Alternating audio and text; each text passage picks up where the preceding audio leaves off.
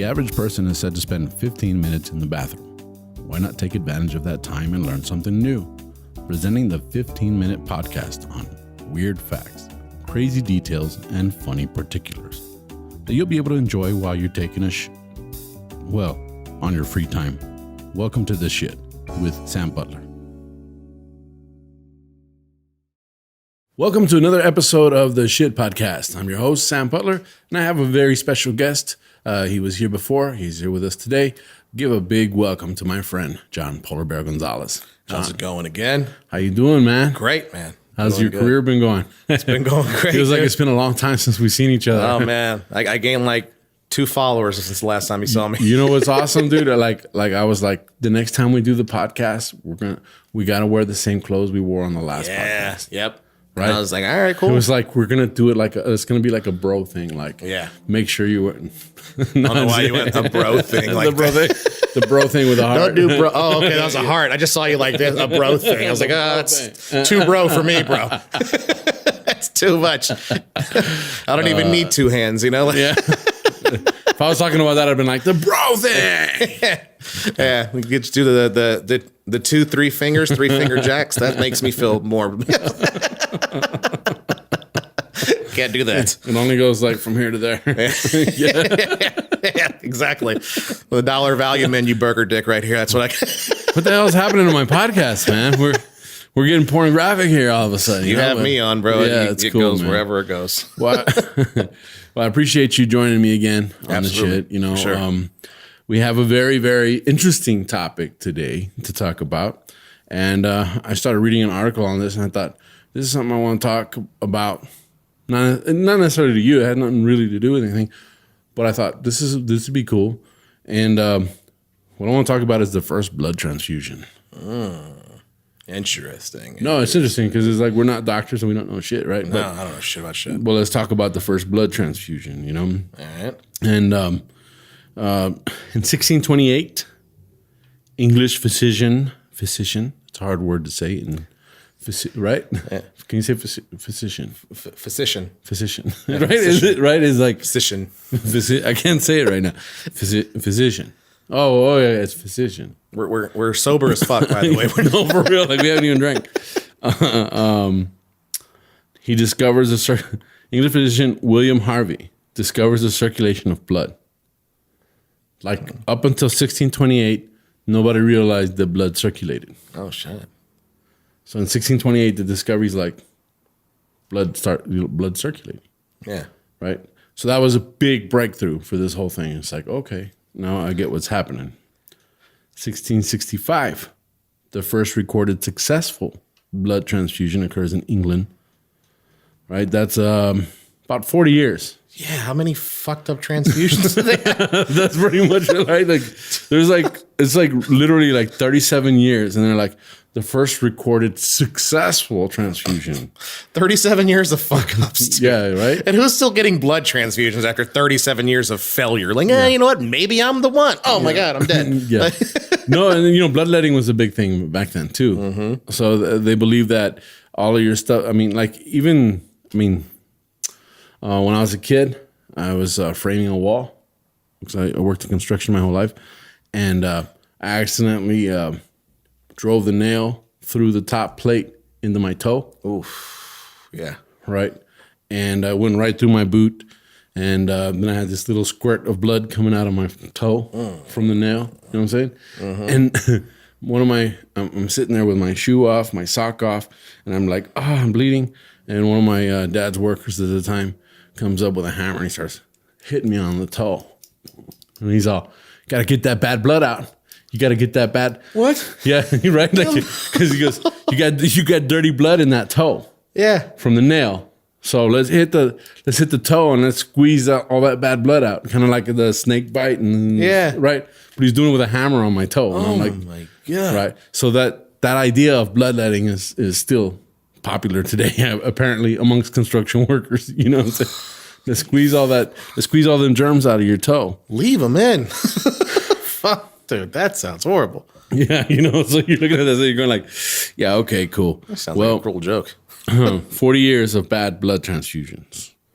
In Philadelphia, 1795, We're talking about 130 years exactly.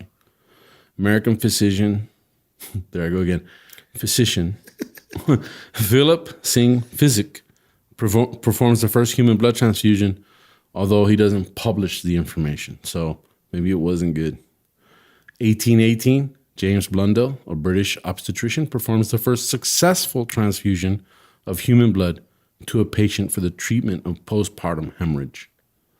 So it took like 200 years, right? Yeah. To get to where you could save someone's life by transfusing blood. And it was postpartum hemorrhage, which was a big deal. A lot of people died from that in the 1800s, right? So that was kind of a big deal. Using the patient's husband as a donor, he extracts approximately 4 ounces of blood from the husband's arm. 4 ounces is what? Yeah, I mean... It's a QP.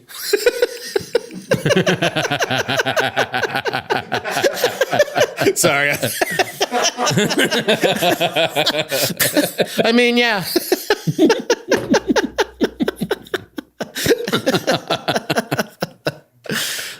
Stoners love that one. Yeah. Yeah. No, that's crazy. 200 years, bro. 200 years. 4 ounces of blood didn't seem like she would be dying from 4 ounces of blood, but apparently it changed everything. And then he used a syringe to transfuse the wife. Between 1825 and 1830, they performed 10 transfusions, 5 of which proved beneficial. And he publishes these results. He also devises various instruments for performing transfusions and proposed rational indications. That's James Blundell, a British obstetrician. English surgeon Joseph Lister uses antiseptics to control infection during transfusions. That's a big breakthrough. You're going like, okay, that's cool. Some of the stuff I'm gonna be honest with you, we could have done this shit in Spanish because it means nothing to me. I'm I like, know. that's cool. Yeah, That's 200 years. Wow, cool.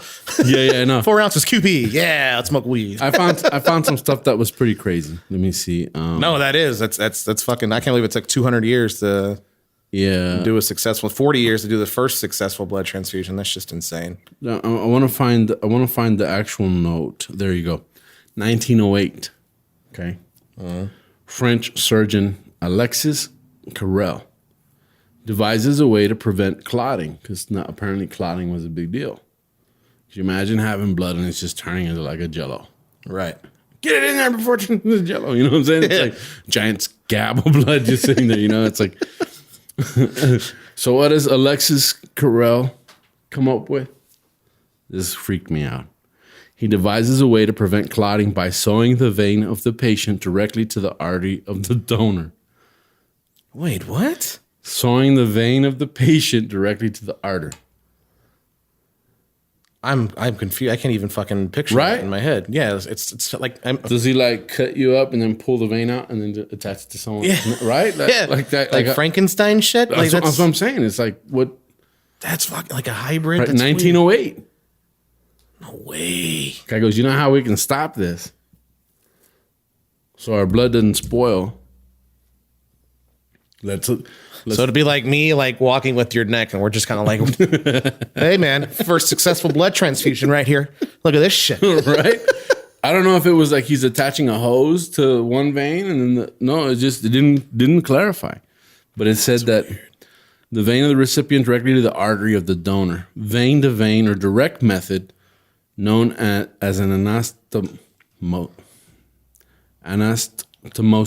Yeah, anastomosis. It's practiced by a number of physicians, them being J.B. Murphy in Chicago and George Cryle in Cleveland. The procedure proves unfeasible for blood transfusion, but paves the way for a successful organ transplantation. Right? So, didn't work. Like, it's not like there's more pressure on the artery and that's going to shoot off into the vein. Yeah. That's what it didn't work. Yeah. Right? But I mean, that's a fucking leap there anyway. Yeah. It's like, what the hell are you doing? Like, yeah, but come on. Oh man, I didn't know. I thought it was gonna work. It didn't work. I was use fucking duct tape. Like you're gonna have a better success rate with duct tape than you are with that. But we have successful organ transplantation because of that. Now we do all So day. that's pretty cool. But that's from this guy, this doctor Carrel receives a Nobel Prize in 1912. You know who C.T. Fletcher is? No, I sure not. He's a bodybuilding dude on YouTube, and he had a heart attack, and he had to get like a heart transplant. And before the heart transplant, he was like the most hyped up, like amped up. It's still your motherfucking set. Do your shit. Like he was just like an amped up dude. He got a heart transplant and he thinks that he got the heart of an Asian woman. And when he had that new heart in him, he has been the calmest, like most coolest. He's dude. all Tai Chi. Yeah, like he's all like straight Zen, dude. I'm gonna Tai Chi these weights. Yeah, like people who like know him are like, dude, I don't know. He had the heart transplant, like he's totally different. Yeah. He's like, he thinks that he has an Asian woman's heart in him now, and I was like, what the fuck? That's so crazy. But how much of that is mental? Oh man, it has It's probably to be all mental, right? Yeah, it has to be something of like facing death to where like it kind of like just kind of, you know what I'm saying? Like, all right, I faced death. I'm still here. Let me be more grateful. But maybe it is mental of like, there's an Asian woman's heart in me. It's like an Asian placebo effect. You know, it's like she was an Asian older lady. You know, therefore I am. You know, it's like there's jokes going through my head, but it's not the '90s anymore, so I'm not going to make those. Yeah, he's all on the beach. You know, doing the whole. On a stump with one leg up, you know. The fucking music playing, yeah. Well, but it's Karate Kid. It's not racist. It's just movie trivia. Movie, yeah. Don't cancel me. So that was one of the things that shocked me. Was like, yeah, no, it's crazy. Wow, like big vein, little vein. Yeah. Let's see if it flows. Pretty cool. I got an average vein. You know what I'm saying, ladies? Yeah. Girthy.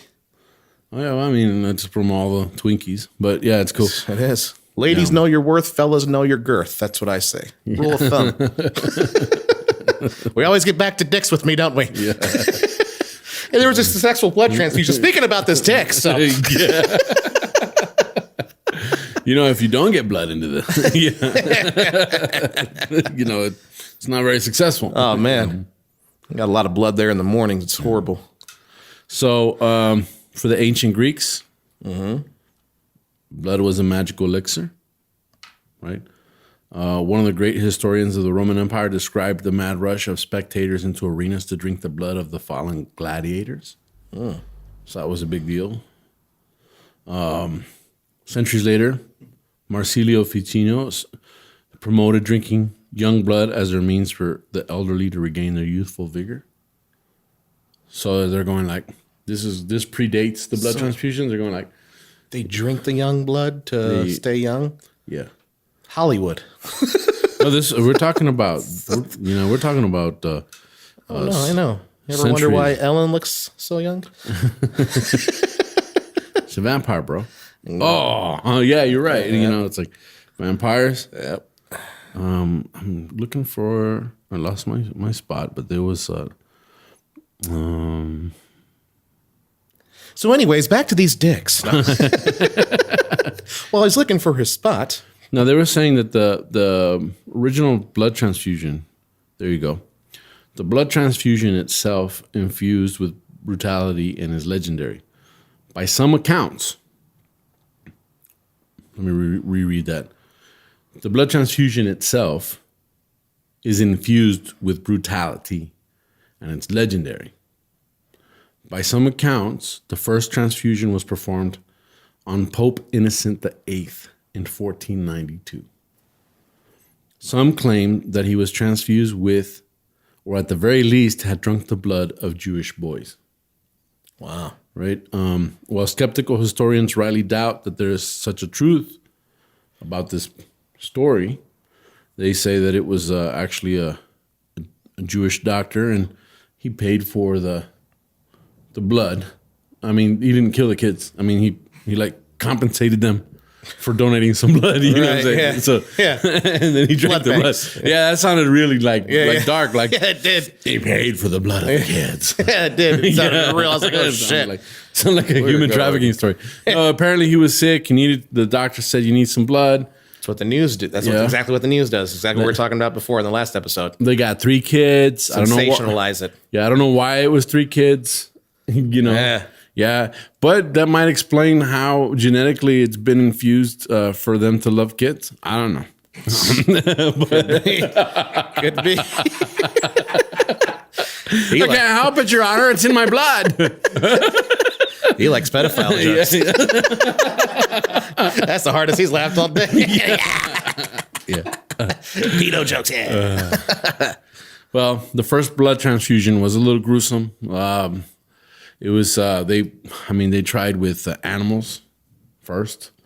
They were trying to transfuse from dog to dog, and then it was like they would transfuse people with goat blood, and then they figured out that they needed more, so they created volume by transfusing milk. Right? No, I'm serious. They would transfuse. It was like when you go to the burger joint and they actually put cracker crumbs in your meat patty to make it. That's kind of what they were doing with the blood. Later on, they discovered they could do it with saline. It sounds like a lot like Alex Jones. Yeah. Folks, look, right now, people are going, they're getting goats. They're going to get their blood. They're going to drain the blood. They're going to give it to them. And this here, folks, is going to defeat the globalists, okay? You want pure Americana. You're going to get the goat's bloods. You're going to go in there. You're going to put it in your van. You're going to put it all in there. And you too can be Americana, folks. Yeah. Go to InfoWarsStore.com right now to get a bottle of goat's blood. Alex Jones on my show, ladies and gentlemen. That's right, folks. InfoWars.com. Stockagado. Coon Sam Butler. I like this. Yeah. I like it. Well, that was fun, but that's the end of our episode. We've hit the 15-minute mark about a minute ago. So shit. Ending it with pedos, goat bloods, and Alex Jones. That's the way it works. That's the best way to end Best the way to podcast. end. But hey, thanks for coming through, dude. I know you're coming through El Paso from Austin, doing some shows. So I appreciate you coming to Juarez with me to do this. Definitely. Thank you for being here. Where can people find you? TikTok and YouTube, you can look up Polar Bear Comedy, and Facebook and Instagram, you can look up The Polar Bear Comedy, and do skits. I have stand-up clips on my YouTube, and yeah, come check me out. If I'm in your town, definitely check out my comedy, because I that's my passion. Good stand-up comic. I mean, that's where we both started in stand-up first, and then now we're doing this kind of stuff. Yeah. But yeah, check them out. Thank you guys for joining me on this episode of the Shit Podcast. That's it for us today. You can find me at Stacagalo Podcast. You can find me on Instagram and Facebook, and the rest of my social media is Tu Amigo Sam. That's TU Amigo Sam. And please like and subscribe to the channel. Thank you guys. That's it for today. You have a good day. Thanks.